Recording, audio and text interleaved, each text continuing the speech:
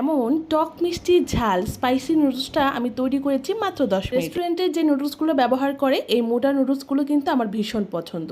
তো এগুলোকে আমি ফুটন্ত গরম পানিতে দিয়ে প্রথমে ফুটতে দিয়েছি। আর লাগছে আমার দুটো পেঁয়াজ আর অর্ধেকটা রসুন। পেঁয়াজ আর রসুনের পিল ছাড়িয়ে একদম ছোট ছোট করে কেটে নিয়েছি। ঘরে কিছুটা ধনেপাতা ছিল, সেগুলোকে একদম কুচি কুচি করে কেটে নিয়েছি। এবার একটা বড় প্লেটে প্রথমে শুকনো মরিচের গুঁড়ো দিচ্ছি, সাথে দিয়ে দিচ্ছি ধনে গুঁড়ো, স্বাদ মতো লবণ, টেস্টিং সল্ট আর সয়া সস দিয়েছি 2 চা চামচ। টমেটো সস দিয়েছি বেশ কিছুটা। আপনারা মিষ্টি পছন্দ করলে চাইলে এখানে অল্প একটু চিনিও দিতে পারেন। এবার পেঁয়াজ রসুনটাকে তেলে একটু ভেজে তেলটাকে সেই সসের মধ্যে দিয়ে তেলের সাথে সসটাকে ভালো করে মিশিয়ে নিব। এবার এই সসে সিদ্ধ করে রাখা নুডলস গুলো দিয়ে দিচ্ছি। মাশাআল্লাহ, কি যে সুন্দর কালার, একটা স্মেল এসেছে। তৈরি করে রাখা সসের সাথে মেশানোর এ পর্যায়ে দিয়ে দিচ্ছি ধনেপাতা কুচি আর দিচ্ছি অনেকখানি লেবুর রস। লেবুর রস দেওয়ার ফলে এটি একটু টক টক লাগবে, যেটা খেতে ভীষণ মজা। ঠিক এভাবেই তৈরি করে নিতে পারবেন এরকম স্পাইসি নুডলস। আমার